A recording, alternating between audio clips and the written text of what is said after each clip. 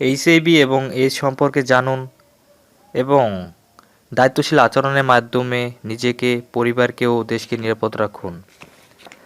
HIV এবং AIDS কী? HIV একটি ক্ষুদ্র ভাইরাস যার আক্রমণে শরীরের স্বাভাবিক রোগ প্রতিরোধ ক্ষমতা নষ্ট হয়ে যায়, ফলে সহজে বিভিন্ন রোগ জীবাণুর সংক্রমণ ঘটে।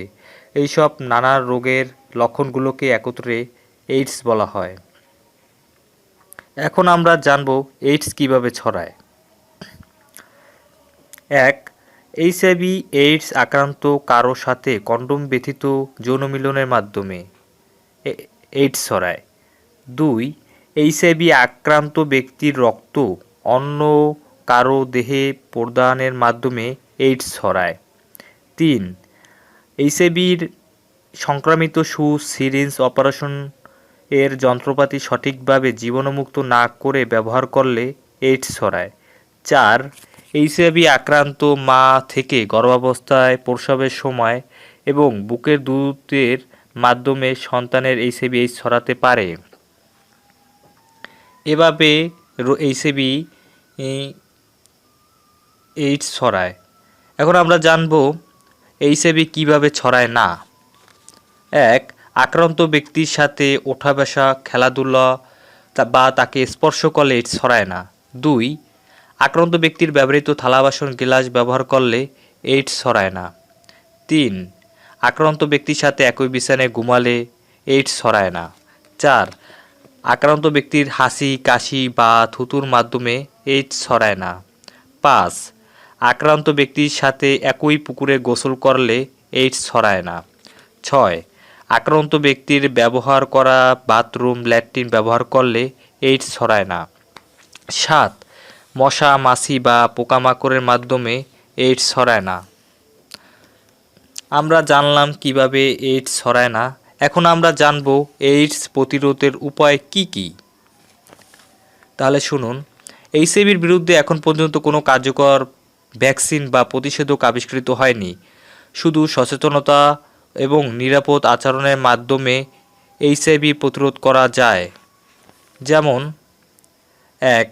যৌন সম্পর্কের ক্ষেত্রে স্বামী স্ত্রী পরস্পরের প্রতি বিশ্বস্ত থাকা এবং ধর্মীয় আইন কানুন মেনে চলা,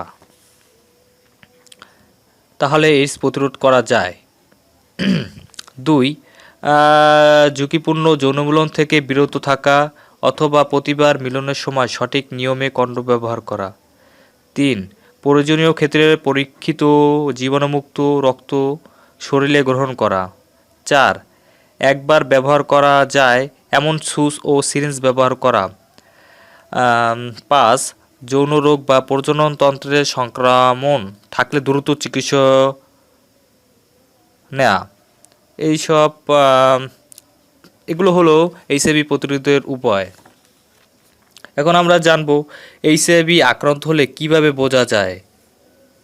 এইচআইভি সংক্রমণের পর সাধারণত দীর্ঘদিন, যেমন 5 থেকে 10 বছর কোনো লক্ষণ দেখা যায় না।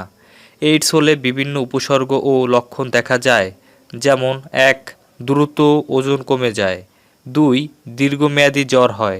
3. কাশি হয়। 4. ডায়রিয়া হয়। 5. শরীরে গ্রন্থি ফুলে যায়। 6. মুখে ঘা হয়।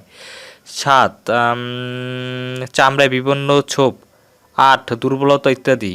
এইসব লক্ষণ দেখেও এইচআইভির সংক্রমণ সহজে বোঝা যায় না। একমাত্র রক্ত পরীক্ষা করে শরীরে এইচআইভির অবস্থান নিশ্চিত করা যায়।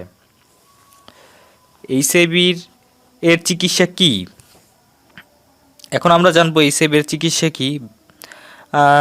বিদ্যমান চিকিৎসা এইডস নিরাময় হয় না, কিন্তু নিয়মিত চিকিৎসা নিয়ে এইচআইভি আক্রান্ত হয়েও একজন মানুষ বহু বছর সুস্থ স্বাভাবিকভাবে বাঁচতে পারে।